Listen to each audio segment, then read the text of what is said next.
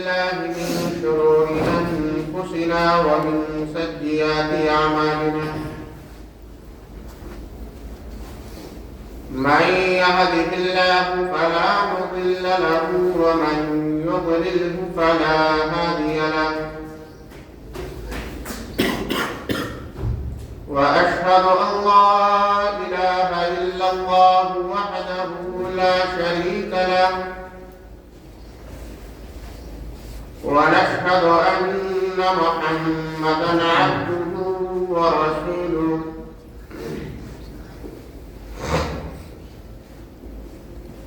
أما بعد فإن خير الحديث كتاب الله وخير الهدي هدي محمد صلى الله عليه وسلم وشر الأمور محدثاتها وكل محدثة بدعة وكل بدعة ضلالة الضلالة في النار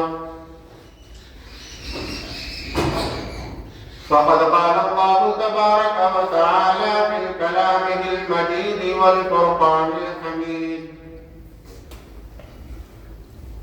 أعوذ بالله من الشيطان الرجيم بسم الله الرحمن الرحيم إن الذين آمنوا وعملوا الصالحات يهديهم ربهم بإيمانهم تجري من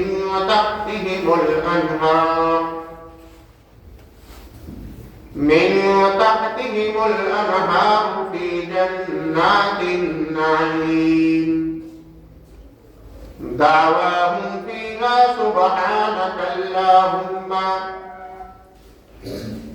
تحيتهم فيها سلام وآخر دعواهم أن الحمد لله رب العالمين رب اشرح لي صدري ويسر لي أمري واحلل عقدة من لساني يفقهوا قولي رب زدني علما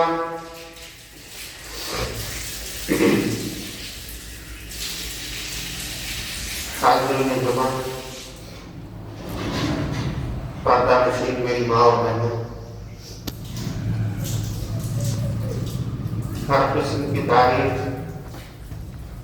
اس وحدہ لا شریک کے لیے لائق اور بے جو ہم سب کا خالق و مالک ہے، اسی اللہ سے دعا ہے کہ الہ العالمین جن بے شمار درود و سلام نازل فرما بالعموم تمام انبیاء کرام پر، بالخصوص نبی آخر زمان احمد مصطفیٰ جناب محمد رسول اللہ صلی اللہ تعالی علیہ وسلم پر اللہم صلی وسلم بارک علیہ۔ حضرات گرامی، خطبہ مسنونہ کے بعد سورہ یونس آیت کریمہ ہم نے تلاوت کی۔ آج کے خطبے میں انشاءاللہ جس موضوع پر گفتگو ہوگی، جس موضوع پر بات کی جائے گی،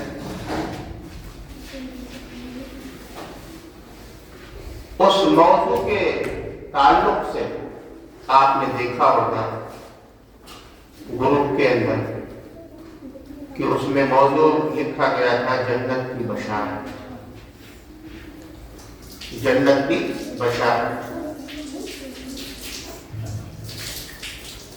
سب سے پہلے ہمیں یہ دیکھنا ہے کہ میدان محشر کے بعد کیا ہوگا۔ کہا یہ گیا ہے نسأل اللہ العفو والعافیہ، قیامت کے بعد دو ہی ٹھکانے ہوں گے، ایک جنت اور دوسرا جہنم، اس کے علاوہ کوئی تیسرا ٹھکانہ ہمارے پاس نہیں۔ ایک جنت اور دوسرا جہنم. تو جہنم کا تذکرہ شاید گزشتہ جمعے کو آپ سن چکے ہیں. اس جمعے کو آپ جنت کے تعلق سے کچھ باتیں سن. سب سے پہلے قرآن کریم کی ایک آیت کریمہ کا ایک ٹکڑا پڑھ دیتا ہوں. اللہ نے ارشاد فرمایا کہ فریق فی الجنت و فریق فی السعیر. ایک گروہ جنت میں جائے گا اور ایک گروہ جہنم میں جائے گا. ٹھکانہ بھی دو ہی ہے, گروہ بھی دو ہی ہوں گے, ایک جہنم میں اور ایک جنت کی طرف. تو بات یہ واضح ہو گئی کہ ایک گروہ جنت میں ایک گروہ جہنم میں. اب جنت میں کون لوگ جائیں گے؟ سب سے پہلے اس کی بشارت ہم سنیں کہ اللہ تبارک و تعالیٰ نے کن لوگوں کو یا کیسے لوگوں کو جنت کی بشارت سنائی. پہلے ہم بشارت کا تذکرہ کریں گے, پھر نعمتوں کی طرف جائیں گے. سب سے پہلی آیت کریمہ سورہ بقرہ سے ہم اٹھاتے ہیں, پارہ نمبر 2, صفحہ نمبر 2. اور عام طور سے ہم اس آیت کریمہ کو 5 وقتہ نماز کے اندر جہری نمازوں میں ہم سنتے رہتے ہیں. اللہ نے ارشاد فرمایا, اے بچوں, اے لڑکے, خاموش رہو بیٹا, خاموش رہو. اللہ نے ارشاد فرمایا وَلَنَبْلُوَنَّكُمْ بِشَيْءٍ مِّنَ الْخَوْفِ وَالْجُوعِ وَنَقْصٍ مِّنَ الْأَمْوَالِ وَالْأَنفُسِ وَالثَّمَرَاتِ وَبَشِّرِ الصَّابِرِينَ. کون لوگ جنت کے اندر جائیں گے؟ بشارت کن لوگوں کو سنائی جا رہی ہے؟ بشارت کن لوگوں کو سنائی جا رہی ہے؟ اللہ نے فرمایا کہ ہم تم کو آزمائیں گے, دنیا میں آزمائیں گے. اور آزمانے سے پہلے اللہ نے انسانیت کو آگاہ کر دیا ہے. پارہ نمبر 29 سورۃ الملک آیت نمبر 2, الذی خلق الموت والحیاۃ لیبلوکم ایکم احسن عملا. ہم نے تم کو موت اور زندگی اس لیے دی ہے تاکہ میں تمہیں آزماؤں کہ عمل کے اعتبار سے سب سے بہتر. تو اللہ نے پہلے ہی آگاہ کر دیا. اب بعد میں ہم یہ نہیں کہہ سکتے ہیں کہ اللہ مجھے کیوں آزما رہا ہے.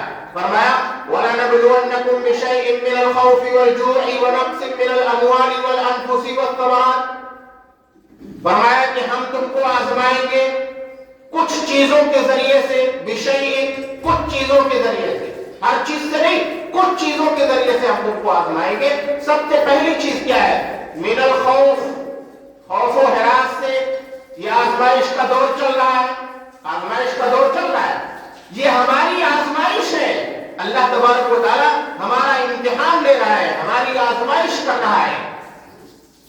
یہ خوف و ہراس کا دور ہے. مسلمان سہما ہوا ہے, مسلمان ڈرا ہوا ہے, خوف زدہ ہے. کیا کریں؟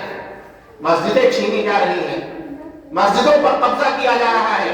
اس کی وجہ ہے کیونکہ ہم اللہ کی آزمائش میں پڑے ہیں. اللہ کی آزمائش میں پاس نہیں ہے, اللہ کی آزمائش میں ہم فیل ہیں. تو ہم جلدی گفتگو کریں گے کیونکہ وقت کم رہتا ہے. فرمایا کہ خوف و ہراس سے, یعنی ڈرا کر کے لوگ, دنیا کے لوگ ڈرائیں گے اور اللہ تبارک و تعالیٰ ہماری آزمائش کرنا ہے. ہمیں ڈرنا نہیں ہے, کسی بھی طاقت سے نہیں ڈرنا ہے. حکمتاً ہمیں اپنی زندگی گزارنا ہے, حکمت کے طور پر. لیکن ڈرنا صرف اللہ کی ذات سے, اللہ کی ذات. فرمایا من الخوف والجوع, اور بھوکا مار کر کے آزمائیں گے. کبھی اگر ہم بھوکے رہ جائیں یا کبھی ایسی نوبت آ جائے کہ ہمیں بھوکا ہی رہنا پڑے تو اللہ تبارک و تعالیٰ سے ہم شکوہ گلا نہ کریں کہ اللہ تو نے مجھے بھوکا کیوں رکھا ہے, یا لوگوں سے شکوہ گلا نہ کریں کہ ہم آج ایک وقت بھوکے ہی تھے. نہیں, اللہ تبارک و تعالیٰ کی ہو سکتا ہے کہ آزمائش ہو رہی ہو, اللہ آزما رہا ہو مجھے, تو بھوک سے آزمائے گا. من الخوف والجوع ونقص من الاموال والانفس والثمرات, تمہارے مالوں میں نقصان پہنچا کر کے آزمائیں گے. دھان کا سیزن ختم ہو گیا, غلہ کٹ گیا, اب کسی کے کھیت میں زیادہ ہوا، کسی کے کم ہوا. یہ اللہ کی آزمائش ہے کہ دیکھیں میرا بندہ مجھے کس انداز میں یاد کرتا ہے. میں نے اس کی امیدوں کو چھینا ہے. امید یہ تھی کہ 1 بیگھہ کھیت میں کم سے کم 5 کنٹل دھان ہوگا، لیکن وہ 4 ہی کنٹل ہوا، 3 ہی کنٹل ہوا. تو یہ اللہ کی آزمائش ہے کہ اس کے بعد بندہ بھولتا ہے یا مجھے یاد رکھتا ہے. تو یہ تیسری چیز ہو گئی. والانفس، تمہاری جان لے کر کے بھی تم کو آزمائیں گے. مار دیا گیا سنبھل کے اندر 5 نوجوانوں کو، اور ان کی ماں اور باپ نے، ان کے والدین نے اگر سچی طریقے سے صبر کیا، استقلال کیا، استقامت پر جم گئے کہ چلو میرے بچوں کی موت ایک مسجد کے خاطر ہوئی، ایک اللہ کے گھر کے خاطر ہوئی. واستمرات، جو تمہارے باغات ہیں، جو تمہارے پھل ہیں، جو فروٹ ہے، ہم ان کو بھی چھین کر کے آزمائیں گے. وبشر الصابرین، کہا گیا کہ اے نبی کرم جناب محمد رسول اللہ صلی اللہ علیہ وسلم ایسے لوگوں کو جنت کی بشارت. تو یہ پہلی دلیل ہے قرآن کریم کی کہ جنت کی بشارت ایسے لوگوں کو ملتی ہے جو اللہ کی آزمائش میں کامیاب ہو جاتے ہیں، اللہ کی آزمائش میں پاس ہو جاتے ہیں. اور اس آیت کریمہ کے حوالے سے بہت ساری حدیثیں ہیں، لیکن اس کے لیے وقت چاہیے. اس کے لیے وقت چاہیے کہ اللہ کے نبی جناب محمد اور رسول اللہ صلی اللہ علیہ وسلم نے کیسے کیسے لوگوں کو جنت کی بشارت دی. اب آئیے دوسری آیت کریمہ کی طرف چلتے ہیں. دوسری آیت کریمہ آپ سورۃ الکہف سے اٹھا لیجیے. اللہ نے ارشاد فرمایا ان الذین آمنوا وعملوا الصالحات كانت لهم جنات الفردوس نزلا. فرمایا کہ بے شک جو لوگ ایمان لائے اور نیک عمل کیے، نیک عمل، اچھا عمل کیے، اللہ کو خوش کر لیا دنیا کے اندر. کانت لہم، کانت ان کے لیے، کانا کا جملہ استعمال کیا، کانت لہم ان کے لیے جنات الفردوس نزلا. ہم نے جنت الفردوس رکھا ہے ایسے لوگوں کے لیے جو ایمان لاتے ہیں اور عمل صالح کرتے ہیں. تو یہ دوسری دلیل ہے قرآن کریم کی.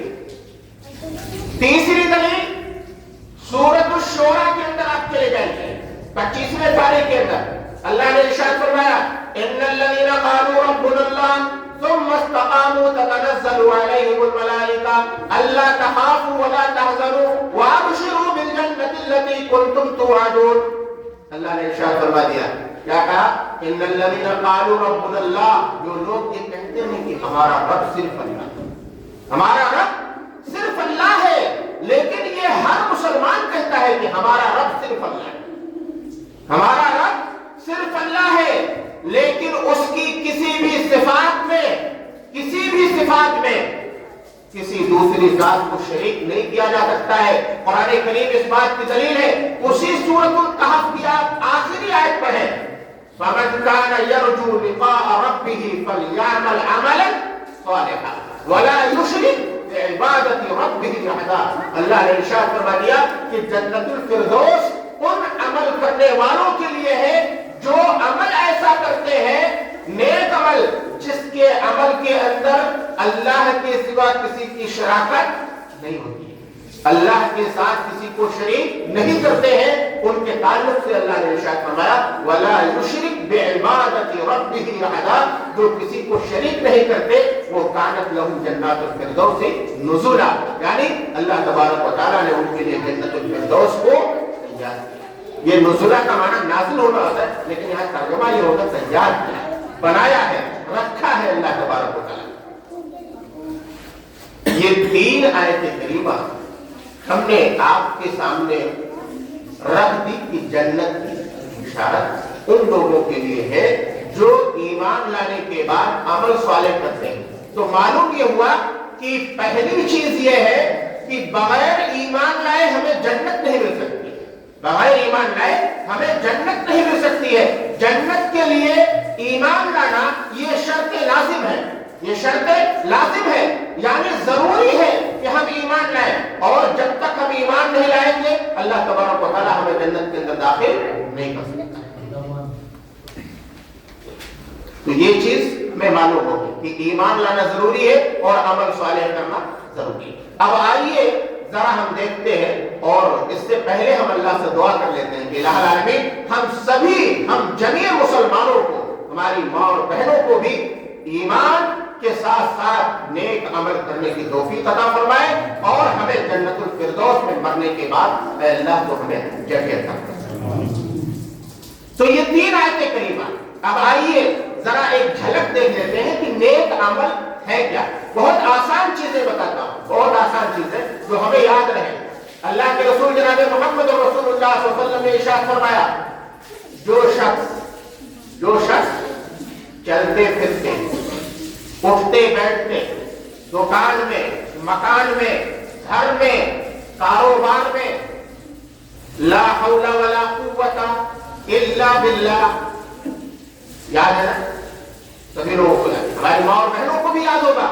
اگر حقیقت میں وہ اس کام سے جڑی ہوئی ہے، ایمان سے ان کا تعلق ہے، اسلام سے ان کا رشتہ ہے، تو ان کو یاد ہوگا آپ نے فرمایا کہ چلتے پھرتے، اٹھتے بیٹھتے، کام کاج کرتے وقت جو بھی شخص لا حول ولا قوت الا باللہ پڑھ لیتا ہے، اللہ تبارک و تعالیٰ اس کے اوپر جنت کو واجب کر دیتا ہے، جنت کو واجب کر دیتا ہے۔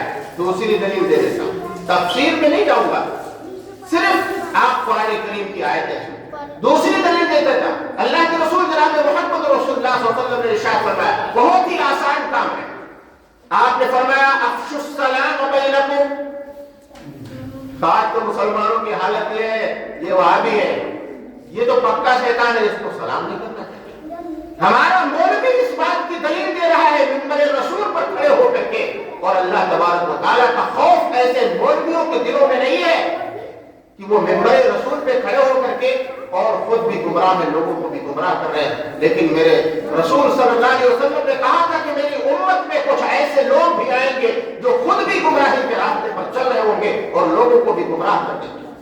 آپ نے فرمایا کہ افشوا السلام بینکم، لیکن میرے بھائیوں ہمارا یہ شیوا نہیں ہے، ہمارا اسلام، ہمارا نبی ہمیں یہ تعلیم دے کر کے نہیں دیا ہے کہ کوئی سنی جا رہا ہے تو اس کو سلام نہ کریں۔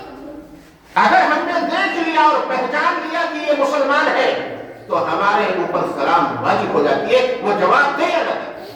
آپ نے فرمایا افشوا السلام بینکم، لوگوں کے درمیان سلام کو پھیلاؤ، یعنی سلام کرو، وَأَطْعِمُوا الطَّعَامَ، اور لوگوں کو کھانا کھلاؤ۔ یہی تو ہو نہیں پاتا ہے مجھ سے۔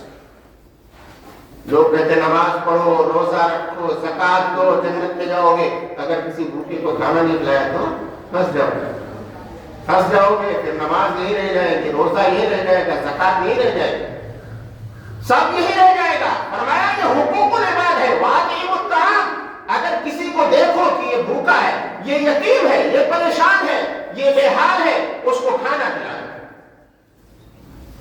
وَصَلُّوا اللَّيْلَ بِالنَّاسِ وَالنِّيَامِ، آپ نے فرمایا کہ جب دنیا کے لوگ سو رہے ہو تو رات کی تاریکی میں اٹھ کر کے تم اللہ کی عبادت کرو، اللہ تمہیں جنت کے اندر داخل کرے۔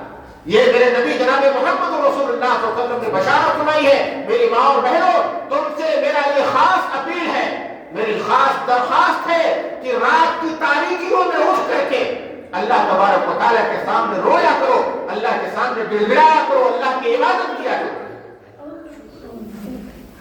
کیونکہ رات کی تاریکی میں جب انسان اٹھتا ہے، اللہ کی عبادت کرتا ہے، اللہ تبارک و تعالیٰ خود ارشاد فرماتا ہے، اللہ کے رسول جناب محمد رسول اللہ صلی اللہ علیہ وسلم نے خود ارشاد فرمایا کہ اللہ تبارک و تعالیٰ انتظار کر رہا ہوتا ہے کہ میرا بندہ میرے سامنے کھڑا ہو رہا ہے، میرے سامنے سجدہ کر رہا ہے، میرے سامنے رکوع کر رہا ہے، اور اب یہ مجھ سے مانگے گا اور میں اس کو دینے کے لیے بیٹھا ہوا ہوں۔ اگر یہ اپنے گناہوں کی مغفرت کرائے گا میں اس کے گناہوں کو بخش دوں گا، اور اگر یہ مجھ سے حلال روزی مانگے گا میں اس کو حلال روزی عطا کر دوں گا، جو کچھ بھی جائز چیزیں مجھ سے مانگے گا، مجھ سے سوال کرے گا، میں اس کو دے دوں گا۔ آپ نے فرمایا کہ جب لوگ سو رہے ہو تم اللہ کی عبادت کر رہے ہو، اللہ تبارک و تعالیٰ ایسے بندوں کے اوپر جنت کو واجب کر دے گا۔ تو یہ جنت کی بشارت ہے جو اللہ کے رسول جناب محمد رسول اللہ صلی اللہ علیہ وسلم نے، اور اللہ تبارک و تعالیٰ نے سورہ سجدہ کے اندر ارشاد فرمایا، آمین سجدہ نہیں، الف لام میم سجدہ، جو جمعے کے دن فجر کی نماز میں تلاوت کی جاتی ہے. اللہ نے فرمایا، کیا فرمایا؟ یخافون ربهم، جو اللہ کے خوف سے ڈر جاتا ہے، اللہ کے خوف سے ڈر جاتا ہے، اللہ کے سامنے کھڑا ہو جاتا ہے. یہاں تک کہ آپ نے فرمایا کہ ایک انسان اپنے بازو کو، اپنے پہلو کو اپنے بستر سے اٹھا کر کے، ہٹا کر کے، اور وہ اللہ کی ریاضت میں کھڑا ہو جاتا ہے، اللہ کی عبادت میں کھڑا ہو جاتا ہے.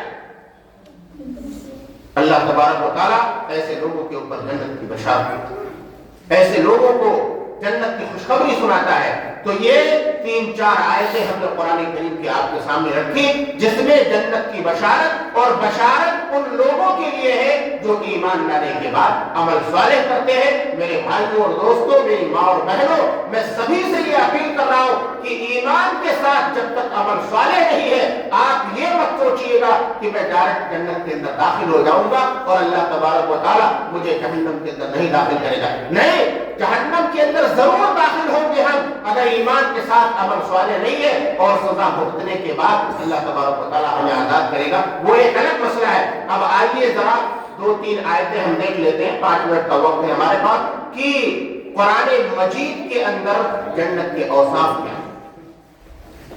قرآن مجید میں جنت کے اوصاف کیا ہیں؟ سب سے پہلی آیت کریمہ سورہ بقرہ سے متعلق، پہلے پارے سے، وَبَشِّرِ الَّذِينَ آمَنُوا وَعَمِلُوا الصَّالِحَاتِ أَنَّ لَهُمْ جَنَّاتٍ تَجْرِي مِن تَحْتِهَا الْأَنْهَارُ كُلَّمَا رُزِقُوا مِنْهَا مِنْ ثَمَرَةٍ رِزْقًا قَالُوا هَذَا الَّذِي رُزِقْنَا مِن قَبْلُ وَأُتُوا بِهِ مُتَشَابِهًا وَلَهُمْ فِيهَا أَزْوَاجٌ مُطَهَّرَةٌ وَهُمْ فِيهَا خَالِدُونَ. اللہ نے ارشاد فرمایا، بشارت ہے ان لوگوں کے لیے، جنت کی بشارت ہے ان لوگوں کے لیے، آمنو، جو ایمان لائے، وعملوا الصالحات، اور نیک عمل کرتے رہے.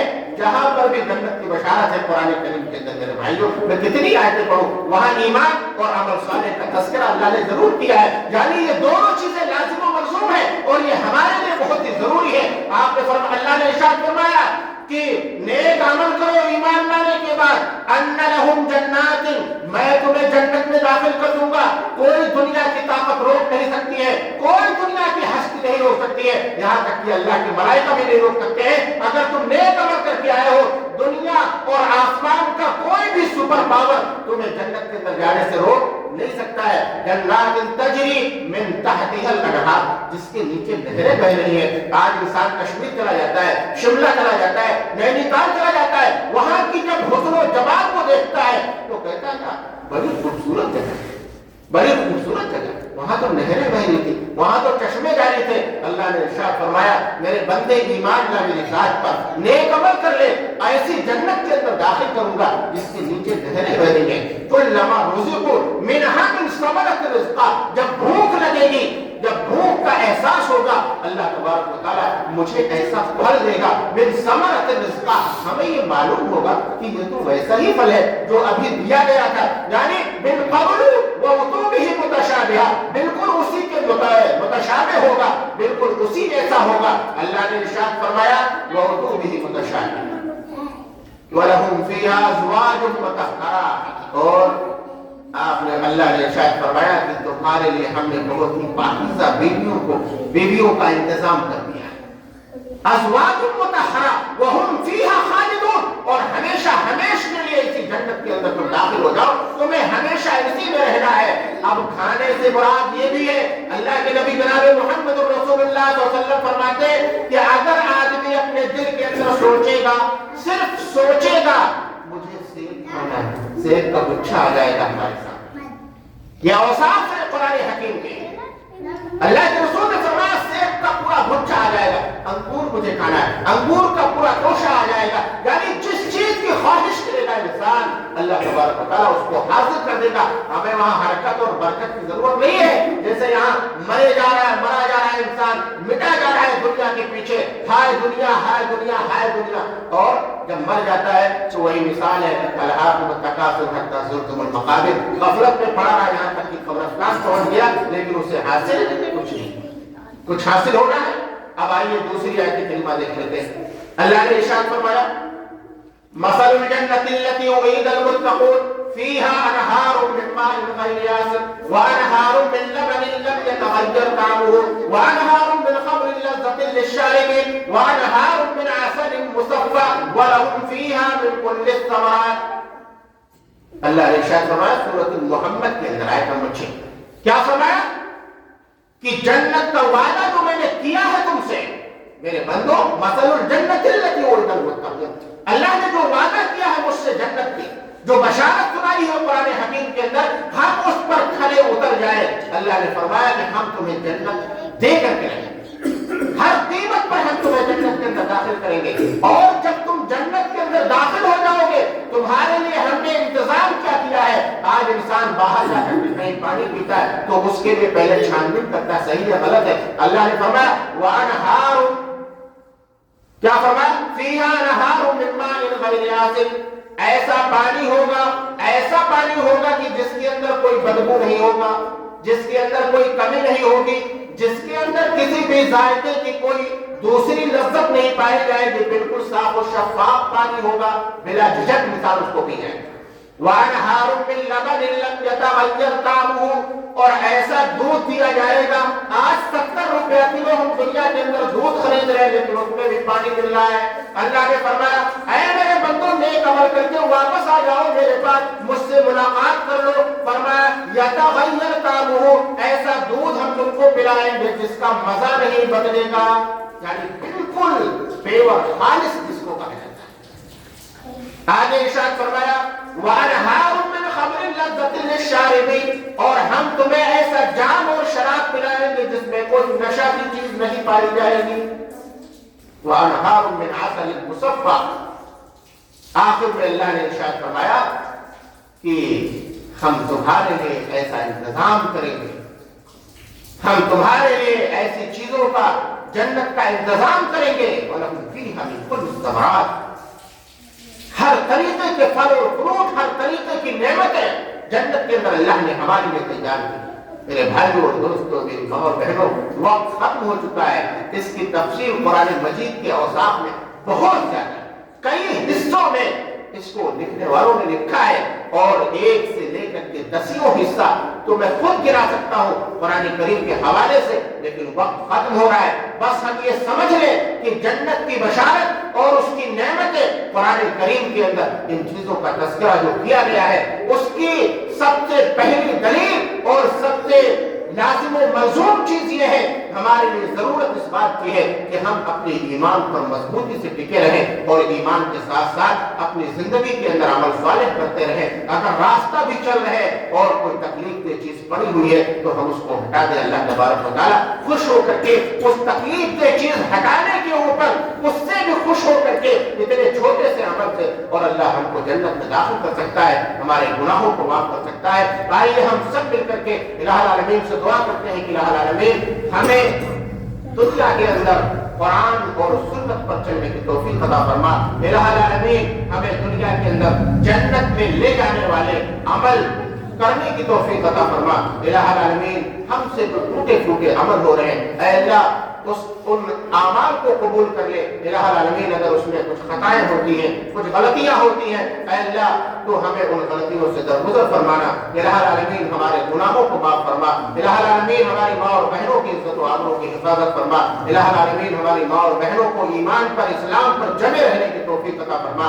الہ العالمین دنیا کے اندر جہاں بھی ظلم کیا جا رہا ہے ہمارے مسلمان بھائیوں پر، ہماری ماں اور بہنوں پر، الہ العالمین ان ظالموں کے ظلم سے ہم جميع مسلمانوں کی حفاظت فرما. الہ العالمین خاص طور پر فلسطین کے اندر ظلم و تشدد میں گھرے ہوئے ہمارے بھائیوں اور بہنوں کی عزت و آبرو کی حفاظت فرما.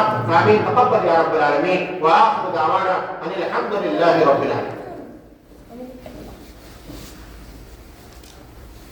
الحمد لله كفى والصلاة والسلام على من لا نبي بعده. وما بعد إن الله وملائكته يصلون على النبي يا أيها الذين آمنوا صلوا عليه وسلموا تسليما.